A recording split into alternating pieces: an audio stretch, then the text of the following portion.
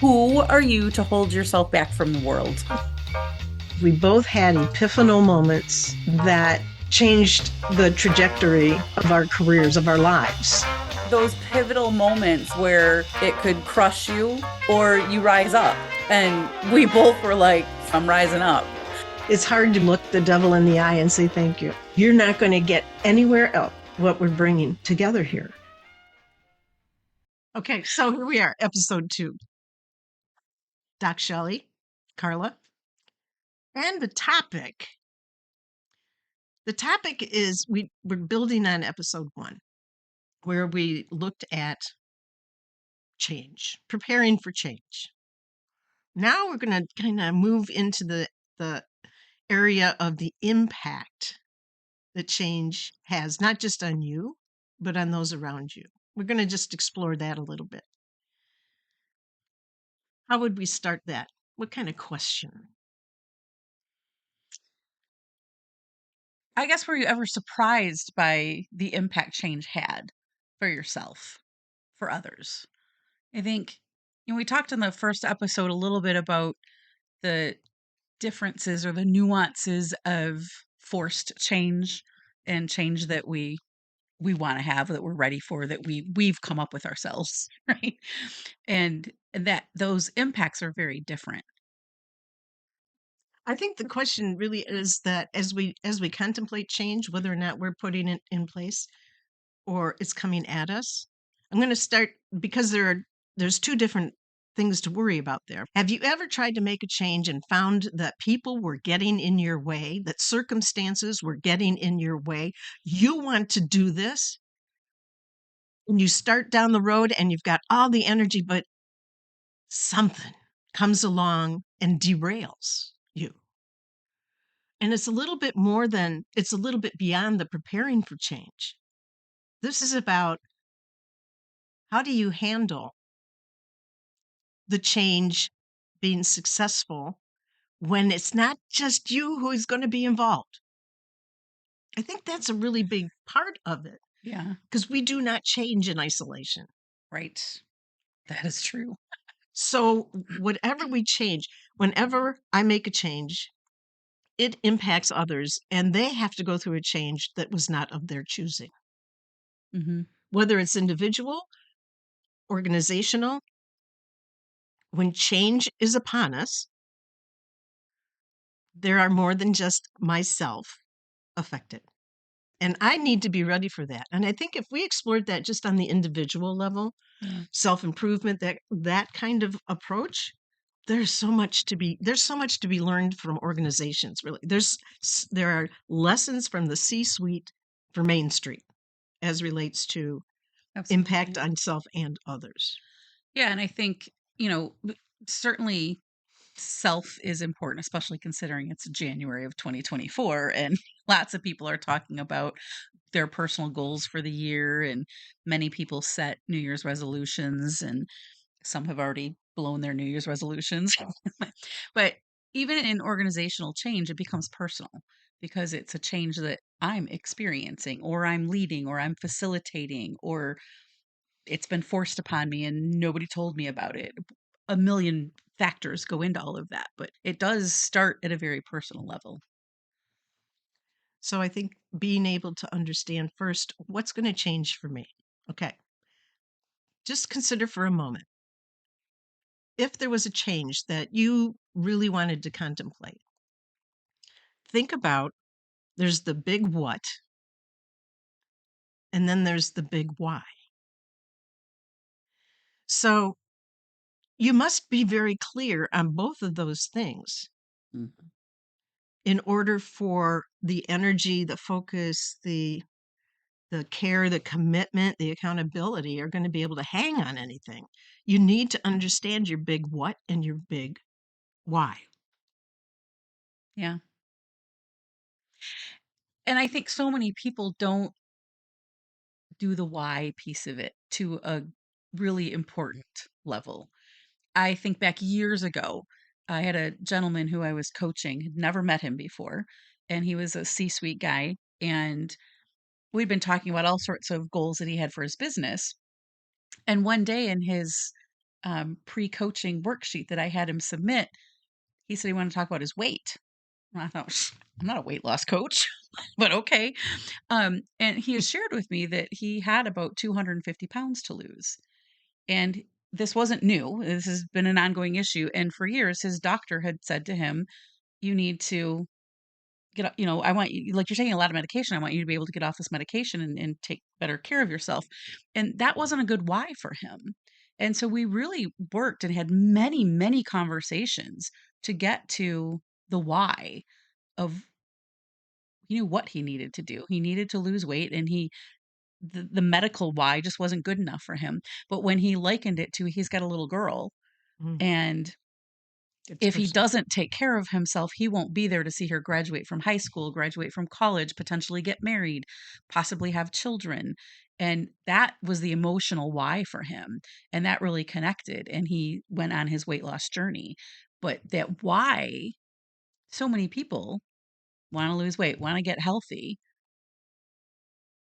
Why? Why? It's got to be personal. And the same goes with any change. The more personal you can make it, the more emotional connection there is to it, the more likely you are to be committed and yeah. Exploring for the why in business as well as in a personal pursuit. It's an interesting exercise to go through. Some call it the 5 whys, some call it the 7 whys. But being able to take a look at, okay, weight loss. Why? Because I want to get off medication. Why is that important? Well, because it, you pay a price for every pill you take. Right. Okay. Why is that important? What you're doing, you dig down. When you get to that fifth level or that seventh level, or where you ask yourself, and is there anything else? And you say no, you've got your why. And that why is deep. That's deep and abiding. And it's having that why that clear will be such a boon as you roll out and begin this journey, because there are things that are going to come up along the way that are going to derail. They have the opportunity to derail. They have an opportunity to frustrate, to get you off of that course that you're trying to follow. But when you've explored the why, you're ready. You're ready to say, you know what? I know what's trying to happen here, and I'm not going to let it, because I'm very clear on why I'm doing this. And there isn't anything going to stop me. Which leads them into the what's so how important is it? You got that really deep why. How important is it? And how committed are you to doing that?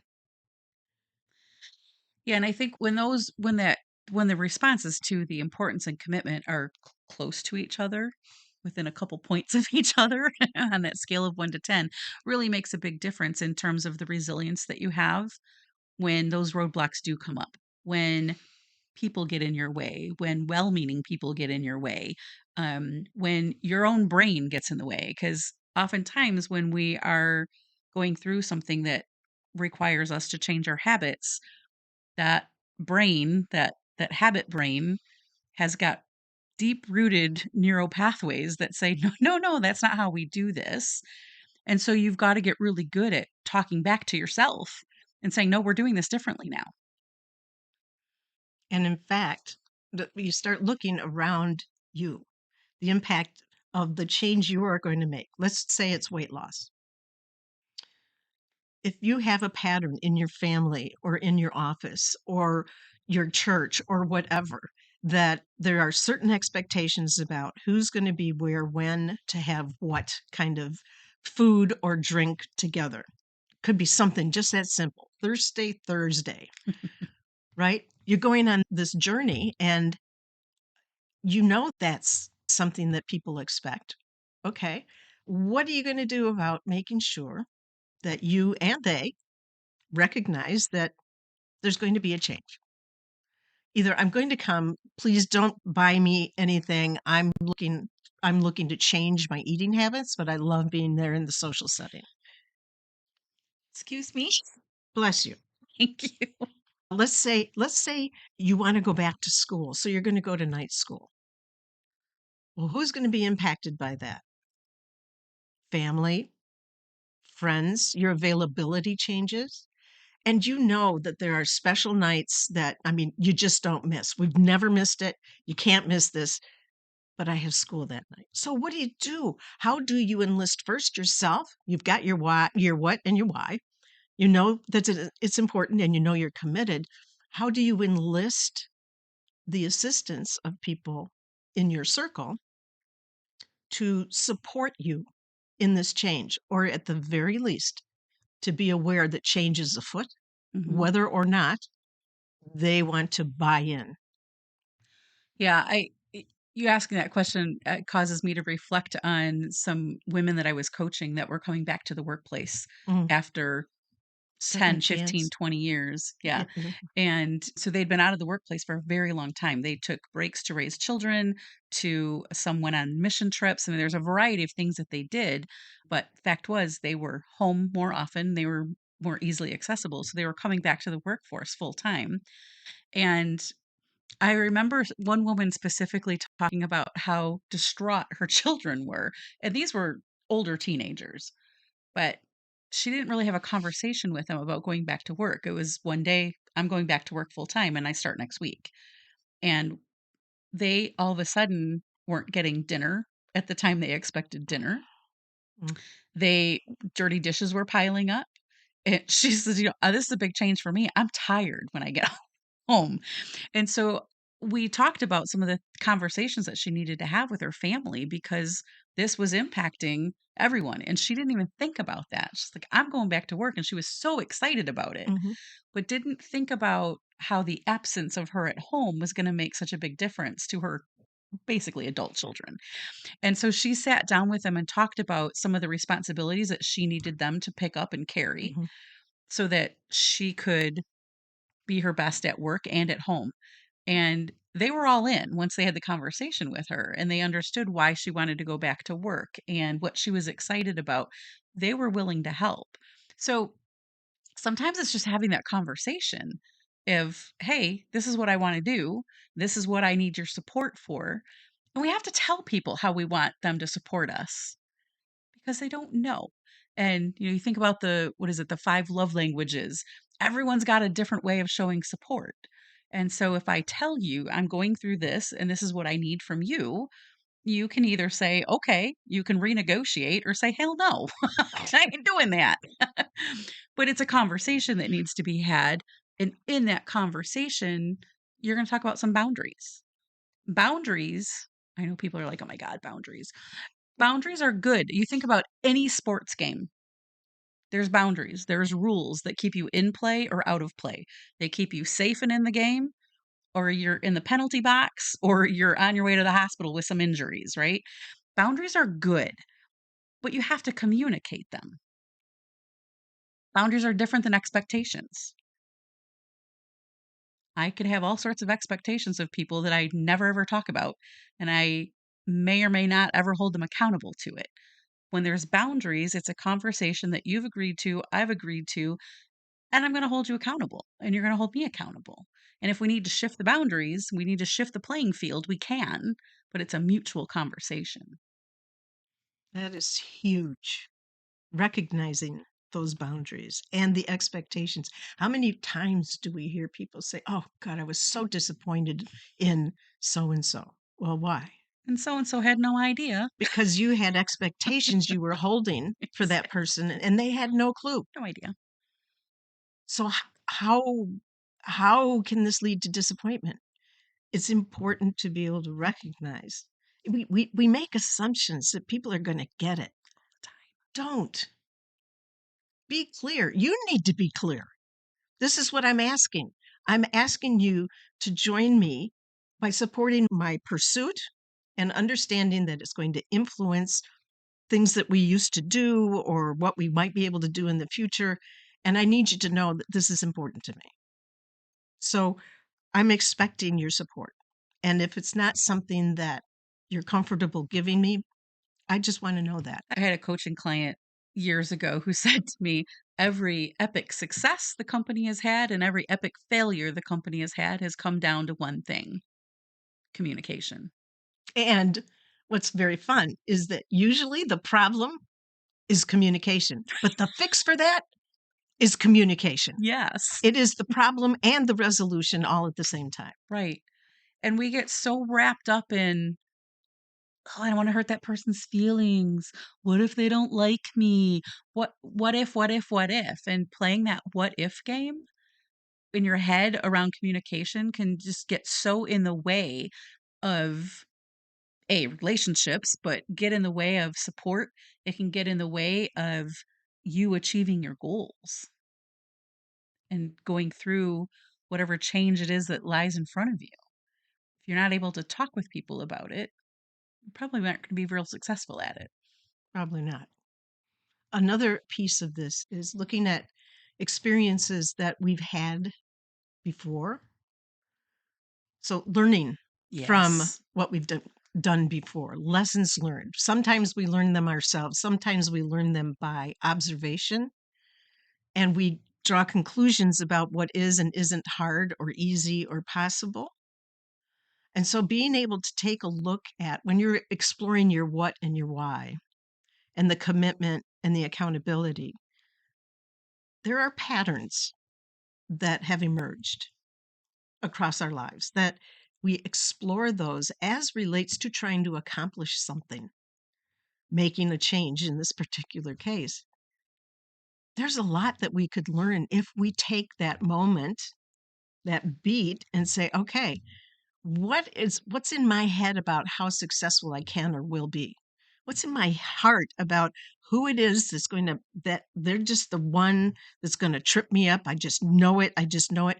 Getting back to what we talked about in the last episode about checking on the facts. Mhm. Be very clear on the facts of this. So we have lessons we've learned. We've adopted them. They've become sort of it's like a reflex. It's just that's the way it is. Mhm. When you're making a change, those things are all up for grabs. And, what's interesting, I remember back many, many years ago when I was starting my own business, I had so many people say, "You're doing what? You're never gonna be successful at that." And I thought, "Well, why won't I be successful at that?" And that was their own fear getting in the way because they thought, "Well, I could never do that." And I had a couple people that said, "Oh my god, you're gonna be so great at this. I'm so happy for you. How can I support you?" Those people were few and far between.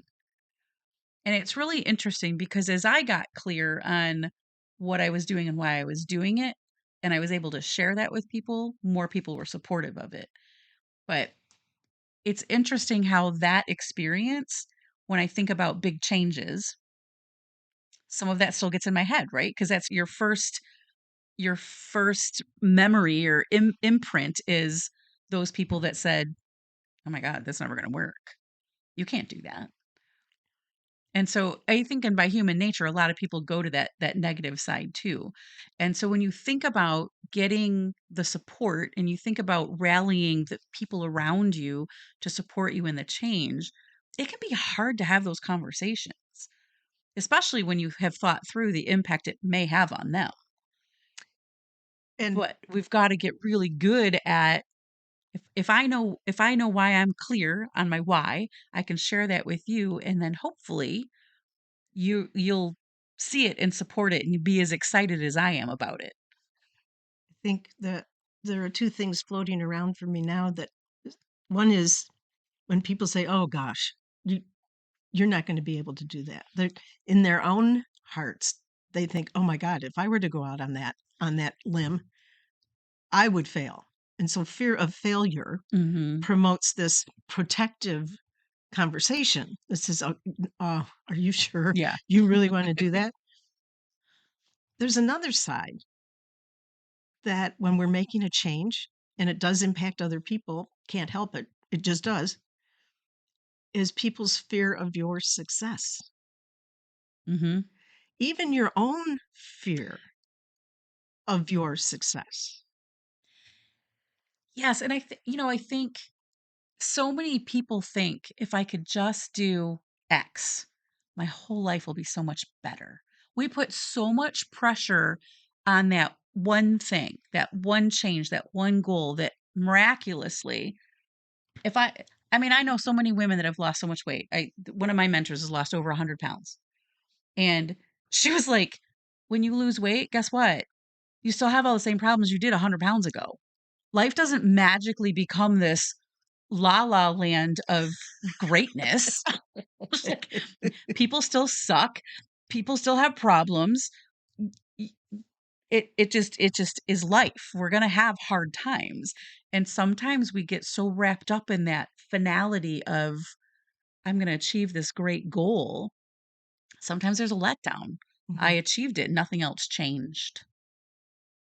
Or I achieved it, and now what? That's always my thing is not what's next, because I love a good challenge, so I'm always looking for the next best thing, but there's so much that gets wrapped up in that, the change, the end game, the end goal, and then life is still here, and Bob next door is still causing problems. I Yeah, mean, it's like you yeah, yeah, it's kinda fascinating, but as we really think through it, and I think and maybe this is another episode that we talk about that end game, because yeah. we have to be as excited about the whole process as we are about the end result. And that end result is being fed by that why. Yeah. And so we know it can be messy. We know change Yes. can be messy and that things are going to go in the way and things are going to they're going to get in the way and we may stall on the progress that we're making. Absolutely. I mean, if it was a straight shot, wouldn't that be great? But we'd miss so much. We'd miss the lessons learned. We would miss the challenges. And very rarely do I think we're going through some sort of change that we haven't experienced before, that someone hasn't experienced before. And so, really being able to reflect and look at the lessons learned, looking at similar situations. How did I power through? What got me through? What are the small habits that I have to change every day to get to what I want to do differently? Or we can just sit in the suck and be woe is me and this sucks and I don't want to do anything about it. And I see a lot of people get stuck in the suck. That that there's some great advice in there. There's some great advice in there. Don't get stuck in the suck. Don't get stuck in the suck. Change is messy. Indeed. Let it roll and don't get stuck in the suck. Doc Shelley, Carla. Bye. See you next time. Give thought to who you are and how you show up for others and for yourself. All right, folks. We'll be back.